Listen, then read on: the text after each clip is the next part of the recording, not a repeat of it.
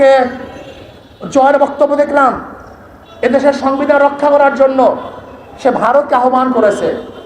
যেই ভারত আপনাদেরকে রক্ষা করতে পারে নাই, সেই ভারত আমাদের দেশের সংবিধান কিভাবে সংশোধন করবে? না, আমরা অন্য কোনো দেশের হস্তক্ষেপ আমাদের দেশের সংবিধান সংশোধনের জন্য চাই না। আমাদের অভ্যন্তরীণ কোনো বিষয় কোনো রাষ্ট্রের হস্তক্ষেপ আমরা চাই না। আমাদের দেশের সমাধান, সমস্যার সমাধান এদেশের জনগণ করবে, অন্য কেউ করতে পারবে না। যদি কেউ আহ্বান করে, আমরা মনে করব তারা দেশদ্রোহী, তাদেরকে বিচারের আওতায় আনা উচিত। আলহামদুলিল্লাহ, 5ই আগস্ট দ্বিতীয়বার দেশ স্বাধীন হয়েছে।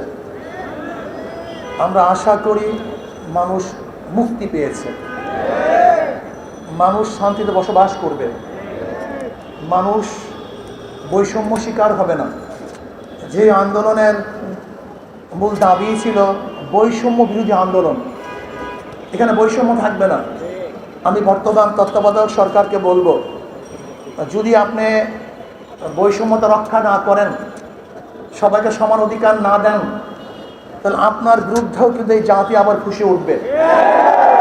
কাজে আমরা চাই না নতুন অন্তর্বর্তী সরকারের বিরুদ্ধে আমাদের কথা বলতে আমরা চাই না। আমরা চাই যেই দাবিকে সামনে নিয়ে মানুষ রক্ত দিয়েছে, জীবন দিয়েছে, সেই দাবি বাস্তবায়ন হোক। মানুষ সাম্য, মানবিক মর্যাদা, সামাজিক ন্যায় বিচার প্রতিষ্ঠিত হোক। এই দেশ ষড়যন্ত্র থেকে মুক্তি লাভ করুক, নিরাপদ থাকুক। যারা অন্যায় করেছে, জুলুম করেছে, তাদের বিচার হোক। যারা নির্দোষ, তাদেরকে মুক্তি দেওয়া হোক। আমরা ইদানিং দেখতে পেয়েছি এই সুযোগে চিহ্নিত সন্ত্রাসীরাও জেলখানা থেকে মুক্তি পাচ্ছে। আমরা এটা কিন্তু চাই না। আমরা চাই অন্যায়কে অন্যায় বলবো, ন্যায়কে ন্যায় বলবো। যারা অন্যায় করছে আমরা তাদের বিরুদ্ধে, যারা ন্যায় করবে আমরা তাদের পক্ষে। আমি প্রত্যেকটা দলের লোকদেরকে এই অনুরোধ করব, দলের পক্ষ না করে ন্যায়ের পক্ষে থাকুন। যে ন্যায় করবে আমি তার পক্ষে, যে অন্যায় করবে আমি তার বিপক্ষে। যদি এই নীতি ও আদর্শ লালন করে আমরা চলতে পারতাম, তাহলে দেশের অবস্থা এরকম হতো না। আপনারা দেখেছেন, যারা বিবেকবান মানুষ, যারা মানুষ গড়ার কারিগর, সেই প্রতিষ্ঠানগুলির প্রধানদের অবস্থা কি দেখেছি আমরা, ভিসিদের অবস্থা কি দেখেছি, প্রফেসরদের অবস্থা কি দেখেছি।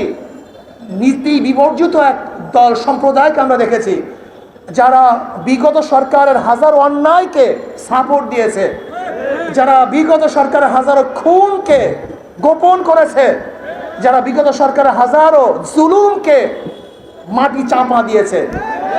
এটা বিবেকের কাজ নয়। যদি সেই সময়টি আমরা সবাই অন্যায়ের বিরুদ্ধে রুখে দাঁড়াতাম, অন্যায়ের প্রতিবাদ করতাম, তাহলে আজকে শেখ হাসিনা ফেরাউনের দরজায় পুষত না, সে অনেক আগে সংশোধন হয়ে যেত। কিন্তু আমরা তাদের এই জুলুম অত্যাচারকে স্বীকার করার কারণে আজকে শেখ হাসিনা এবং তার দলের অবস্থা এই পর্যন্ত পুষছে। আজকে যারা অন্তর্বর্তীকালীন সরকার আছেন, আমি অনুরোধ করব, যারা এখনো ওলামায়ে কেরাম, কিছু ওলামায়ে কেরাম আছেন যারা নির্দোষ, জেলে ধুকে ধুকে মরছে, তদন্তের ভিত্তিতে আপনি তাদেরকে মুক্তি দান করেন।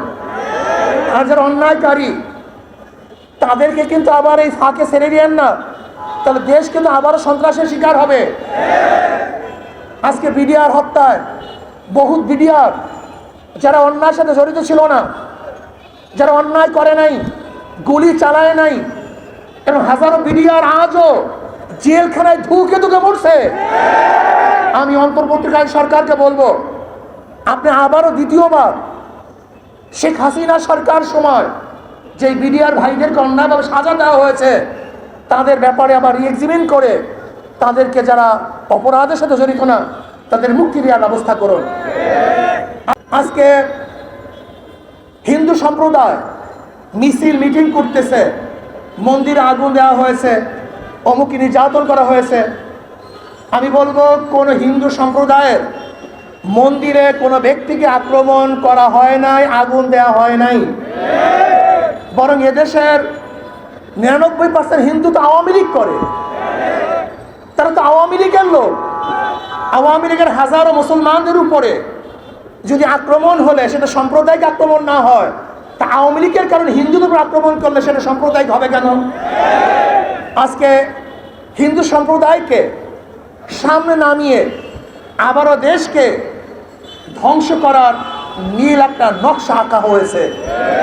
আমি অনুরোধ করব, তত্ত্বাবধায়ক সরকারকে আমি অনুরোধ করব, আপনি হুকুম জারি করেন প্রত্যেকটা মন্দিরের মধ্যে সিসি ক্যামেরা লাগাতে হবে। প্রত্যেকটা মন্দিরে সিসি ক্যামেরা থাকবে। যেই মন্দিরের মধ্যে সিসি ক্যামেরা থাকবে না, সেই মন্দিরের উপর কেউ আক্রমণ করলে এই দায়িত্ব সরকার এবং এই জনগণ গ্রহণ করবে না। আমরা বিগত দিনে দেখেছি আসলে মন্দির নিজেরা ভেঙ্গে এই বাংলাদেশের জনগণের উপরে চাপিয়ে দেওয়ার চেষ্টা করা হয়েছে, এখনো হচ্ছে। এর জন্য আমি অনুরোধ করব প্রত্যেকটা মন্দিরের মধ্যে সিসি ক্যামেরা লাগানো হোক। আর একটা কথা মনে রাখতে হবে, আমরা সমস্ত সম্প্রদায়ের ভাইয়েরা একত্রিত হয়ে দেশকে করতে চাই, আমরা তাদেরকে মূল্যায়ন করতে চাই। এর জন্য আমি মনে করি বাংলাদেশের প্রত্যেক ধর্মের পার্সেন্টেজ অনুযায়ী তাদেরকে চাকরি দেওয়া হোক। হিন্দু যত পার্সেন্টেজ তাদেরকে সেই পরিমাণ চাকরি দেওয়া হোক। বৌদ্ধ যেই পরিমাণ পার্সেন্টেজ তাদেরকে সেই পরিমাণের চাকরি দেওয়া হোক। খ্রিস্টান যেই পরিমাণ পার্সেন্টেজ আছে তাদেরকে সেই পরিমাণের চাকরি দেওয়া হোক। এবং মুসলমানের সংখ্যা যেই পরিমাণ ওই অনুযায়ী তাদেরকেও চাকরি দেওয়া হোক। প্রিয় ভাইয়েরা আমার, আজকে দেশকে দ্বিতীয়বার ধ্বংস করার চক্রান্ত করতেছে।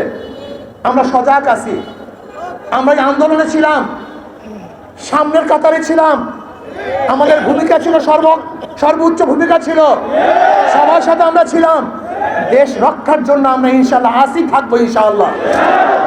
কাজী কোনো ষড়যন্ত্র থেকে আমরা কোনো অবস্থাতেই চোখ বুজে থাকবো না, নীরব থাকবো না, ঘুমিয়ে যাব না, বরং সজাগ থাকতে হবে।